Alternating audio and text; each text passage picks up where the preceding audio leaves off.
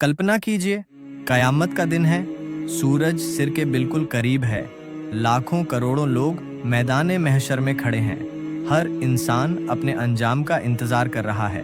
तभी एक आदमी को उम्मीद होती है कि आज अल्लाह उससे राजी होगा, लेकिन अचानक उसे पुकारा जाता है और फरिश्ते कहते हैं, आज अल्लाह तुमसे नाराज है। ये सुनते ही उसके पैरों तले जमीन खिसक जाती है।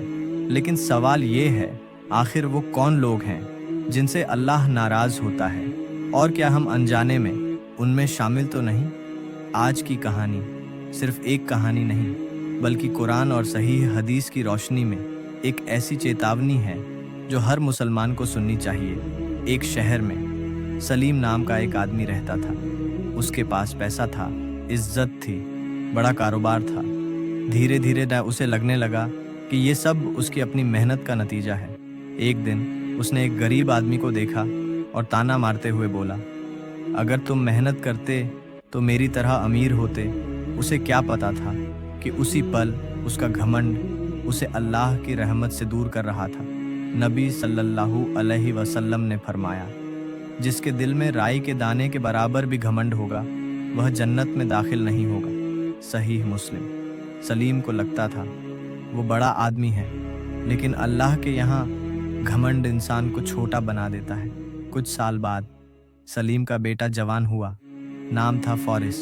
वो कहता था, अल्लाह दिल में है, नमाज पढ़ना ज़रूरी नहीं। शुरू में उसने एक नमाज छोड़ी, फिर दूसरी, फिर झूमे, फिर महीनों बीत गए और नमाज उसकी ज़िंदगी से निकल गई। उसे लगता था ये कोई बड़ी बात नहीं, लेकिन नबी सल्लल्लाहु अलैहि वसल्लम ने नमाज को ईमान और कुफ्र के बीच की पहचान बताया। जो इंसान जानबूझकर नमाज छोड़ता रहे, वो खुद को बहुत बड़े ख़तरे में डालता है। एक दिन सलीम बूढ़ा हो गया। अब वही बेटा जो कभी उसकी उंगली पकड़कर चलता था, उससे ऊंची आवाज़ में बात करने लगा। माँ कुछ कहती तो जवाब देता, आपको हर बात में बोलना ज़रूरी है क्या? माँ चुपचाप रोती रही, लेकिन उसे एहसास नहीं था कि माँ के आंसू सीधे अल्लाह तक पहुँचते हैं। कुरान में अल्लाह फरमाता है, उनसे उफ तक न कहो।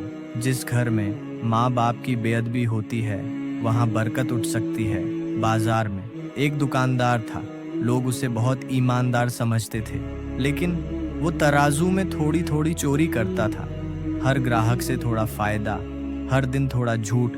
उसे लगता था किसी को पता नहीं, लेकिन अल्लाह सब देख रहा था। नबी सल्लल्लाहु अलैहि वसल्लम ने फरमाया, जिसने धोखा दिया वह हम में से नहीं। एक मालिक था जो अपने मजदूरों की मजदूरी रोक लेता था।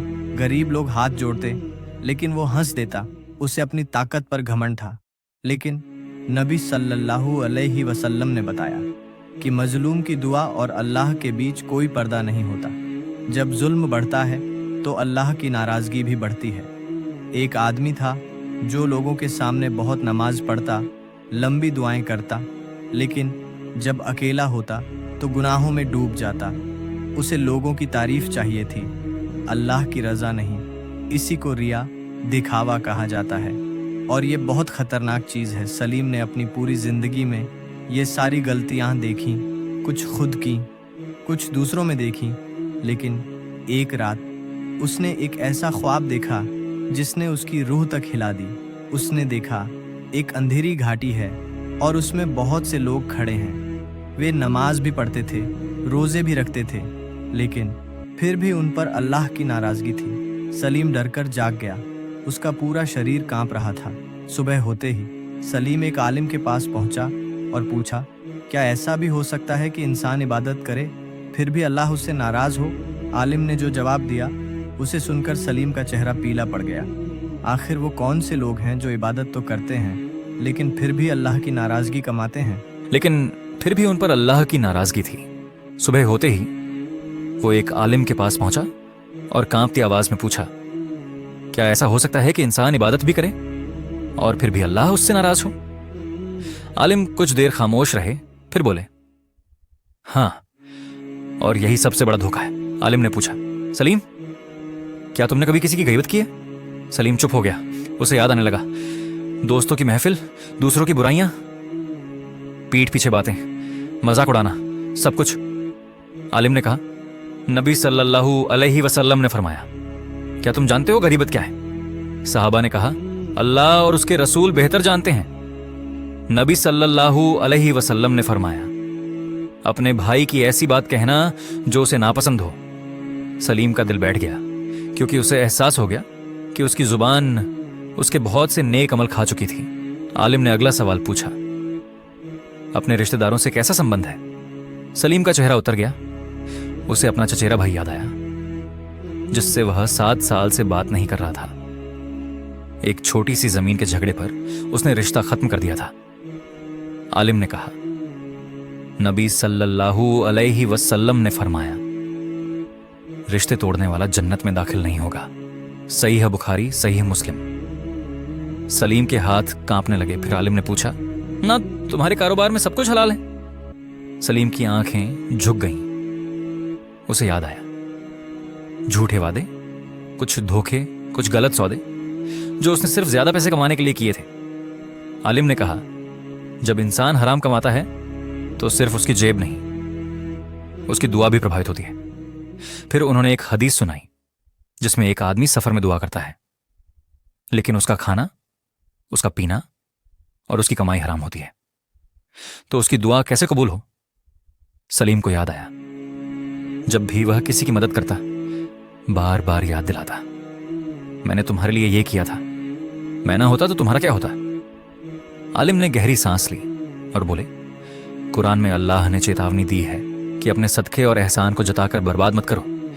कई बार एक वाक्य सालों की नेकी को कमजोर कर देता है। उस रात सलीम घर लौटा, लेकिन उसका दिल बेचैन था। उसे एहसास हुआ कि वह बाहर से अच्छा दिखता था, लेकिन दिल में कई लोगों के लिए नफरत रखता था। एक पड़ोसी, एक रिश्तेदार, एक पुराना दोस्त, वह उन्हें माफ नहीं कर पाया था। फिर उसे नबी सल्लल्लाहु अलैहि वसल्लम की वह हदीस याद दिलाई गई, जिसमें दिल की सफाई और मुसलमानों के लिए भलाई चाहने की बात है। आलिम ने आखिरी बात कही, सलीम, अल्लाह सिर्फ ये नहीं देखता कि तुम कितनी इबादत करते हो, वह यह भी देखता है कि तुम्हारा दिल कैसा है। यह सुनकर सलीम रो पड़ा, क्योंकि पहली बार उसे एहसास हुआ कि वह लोगों की नजरों में अच्छा था, लेकिन अपने अंदर बहुत सी खराबियां छुपाए बैठा था। उस रात सलीम ने किसी से बात नहीं की। वह अपने कमरे में गया, जान माज बिछाई और रोते हुए कहा, या अल्लाह, अगर तू मुझसे नाराज है तो मेरे पास कुछ नहीं बचा। उसकी आंखों से आंसू बहते रहे, और शायद सालों में पहली बार उसकी तौबा सच्ची थी। लेकिन जब सलीम ने सोचा कि अब सब ठीक हो जाएगा, उसी रात